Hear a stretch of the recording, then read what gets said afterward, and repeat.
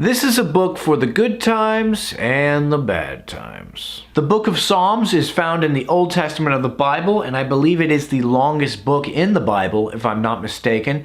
And it is essentially a collection of songs, hymns, and basically prayers from a whole host of different authors. I gotta say, my feelings about Psalms are somewhat mixed. I don't really have any bad feelings towards the book of Psalms, but it's just like, my whole life people talk about Psalms, and whenever a psalm is referenced, like in a sermon, or somebody just says it to me offhand, I'm like, wow, that's just really potent wisdom right there. That's a beautiful piece of writing.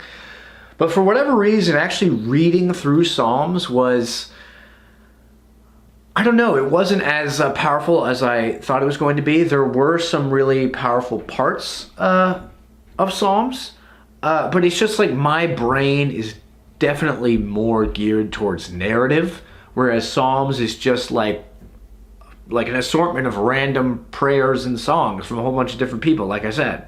And so there is no story for me to follow, and so I kind of just have to apply the psalm to my life, and a lot of the Psalms do not apply to my life at this time. And so large portions of the Psalms, I was like, okay, well, that's all good stuff, but I don't really know what to make of that for me. And so I definitely liked the book of Psalms. It did not blow me away like I was expecting it would. I thought it was going to blow me away, but it didn't. What I will say about Psalms, other than what I've already said, is that it's a remarkably human book. You kind of see the whole range of emotions of humanity presented in Psalms. Like, you have songs and prayers from people like David, who's like in peril, like he's like kind of freaking out about life, and he's crying out to God for help because people have abandoned him, or at least he feels abandoned. And those Psalms were fascinating, but then there were also Psalms written by other authors that were just like, just good advice about, thinking about God and about life in general, and about living a good life.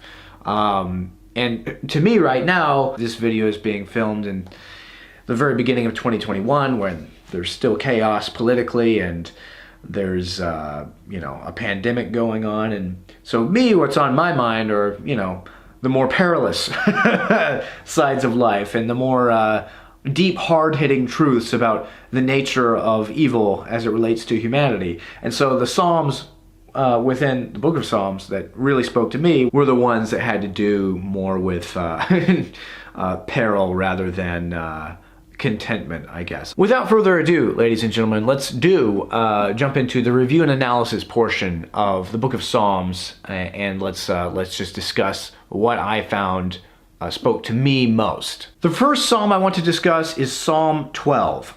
It's written by David, and I'm just going to read it and then we'll discuss. Help, Lord, for the godly are no more. The faithful have vanished from among men. Everyone lies to his neighbor. Their flattering lips speak with deception. May the Lord cut off all flattering lips and every boastful tongue that says, we will triumph with our tongues. We own our lips. Who is our master? Because of the oppression of the weak and the groaning of the needy, I will now arise, says the Lord. I will protect them from those who malign them. And the words of the Lord are flawless, like silver refined in a furnace of clay, purified 7 times. O Lord, you will keep us safe and protect us from such people forever.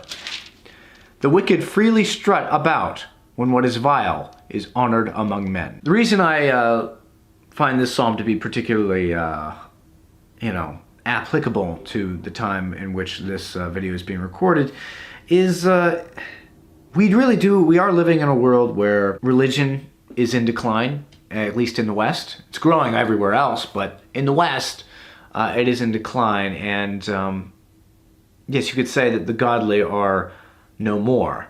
I mean, there are obviously still a lot of religious people, but the percentage of religious people that actually care about the religion they profess to believe in is very, very small. It is a time of lies. Everyone lies to his neighbor. Their flattering lips speak with deception. I think of our politicians in Washington. I think of all of this our culture has just become this, decaying thing, much like other prosperous nations in the past that have slid into decline and into ultimate collapse. And I don't know, so this psalm really speaks to me in that way, but it also speaks to me in that it's, it affirms the idea that God is there throughout all of it. The idea is that wickedness will not win. I like that about Psalm 12 as well. And the last verse, verse 8, the wicked freely strut about when what is vile is honored among men. That also speaks to me quite a bit, and I think that's a verse that's very applicable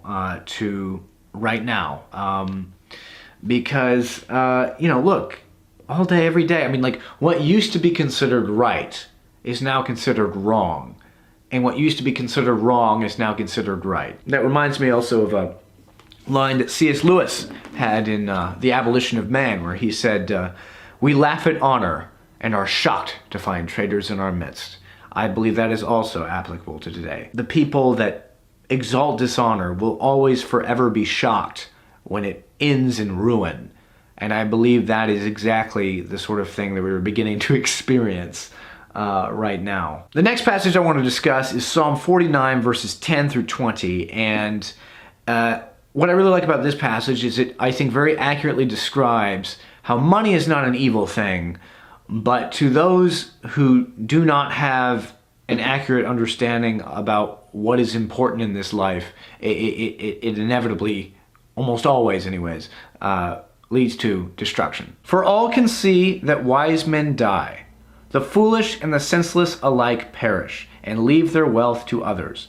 Their tombs will remain their houses forever, their dwellings for endless generations, though they had named lands after themselves. But man, despite his riches, does not endure. He is like the beasts that perish. This is the fate of those who trust in themselves, and of their followers who approve their sayings. Like sheep, they are destined for the grave, and death will feed on them. The upright will rule over them in the morning. Their forms will decay in the grave, far from their princely mansions. But God will redeem my life from the grave. He will surely take me to himself. Do not be overawed when a man grows rich, when the splendor of his house increases. For he will take nothing with him when he dies. His splendor will not descend with him. Though while he lived, he counted himself blessed, and men praise you when you prosper. He will join the generation of his fathers, who will never see the light of life. A man who has riches without understanding is like the beasts that perish.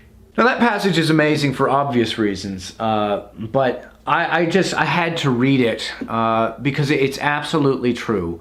It's just the same thing. Money, you might as well insert power. A man who does not understand what the use of power ought to be, what the use of money ought to be, will inevitably be destroyed by the use of money and power. Now the next passage I want to go over is Psalm 78, verses 32 through 39, which pretty much has to deal with the fact that we suck. Humanity is we are the worst friend to God ever, like without a shadow of a doubt. Every single time we find prosperity, we think that it is because of our own works. God definitely wasn't involved. But then we go to tragedy and we blame all of that on God. Where are you, God? And this passage goes over the fact that God is with us throughout all of these times. And he's talking about the Israelites here before I begin this passage, obviously. And in the psalm, it had just been described all the things that God had done for them. It now reads, "In spite of all this, they kept on sinning. In spite of his wonders, they did not believe. So he ended their days in futility, and their years in terror. Whenever God slew them, they would seek him. They eagerly turned to him again. They remembered that God was their rock, that God Most High was their Redeemer. But then they would flatter him with their mouths, lying to him with their tongues. Their hearts were not loyal to him. They were not faithful to his covenant. Yet he was merciful. He forgave their iniquities and did not destroy them. Time after time he restrained his anger and did not stir up his full wrath. He remembered that they were but flesh, a passing breeze that does not return. The reason I think that passage is quite timely with regards to today is that, it appears to me that particularly Western civilization has turned away from God, thinks that God is not useful, God is not real, and that we are, each of us, essentially our own gods. And I think we are seeing, with the chaos in the country, with the chaos in our politics, with the immorality and the ridiculousness of our reality these days, I think we are seeing that our abandoning of God we're getting exactly what we deserve. I don't mean we on an individual level, I mean we as a nation, we as a civilization, Western civilization. We're getting exactly what we deserve. We're getting chaos because we're asking for it, because we're saying, no, we don't want supreme order, we want to be the supreme orderers. So we have all these people conflicting. Don't enforce your beliefs on me, and then they enforce their beliefs on you, and then you're like, don't enforce your beliefs on me, and then you enforce your beliefs on them, and we have this basically this internal war because we don't have commonality between us morally, spiritually, or pretty much on anything that really matters. And of course that's going to cause conflict and moral and societal decay, and I think we are experiencing that. And I think if you look throughout history, Marcus Aurelius talked about, there's never a stray, there's never a period that really strays from the constant rhythm of events. And the constant rhythm of events is that a people rises to success, enjoys it, and then through a process of slow moral decay and degradation, the society collapses. And then it rises again to an empire and collapses. All over the world, different empires, they come and they go. Great societies rise and then they fall. And this psalm, this passage here, I think describes why that is. And I think it describes exactly what is happening right now. Now I'm going to read Psalm 110 because it's basically describing what the Messiah would be. It's basically saying, basically describing what Jesus was. And so I think it's obviously a very important passage to read. The Lord says to my Lord, sit at my right hand until I make your enemies a footstool for your feet. The Lord will extend your mighty scepter from Zion. You will rule in the midst of your enemies. Your troops will be willing on your day of battle. Arrayed in holy majesty from the womb of the dawn, you will receive the dew of your youth. The Lord has sworn and will not change his mind. You are a priest forever in the order of Melchizedek. The Lord is at your right hand. He will crush kings on the day of his wrath.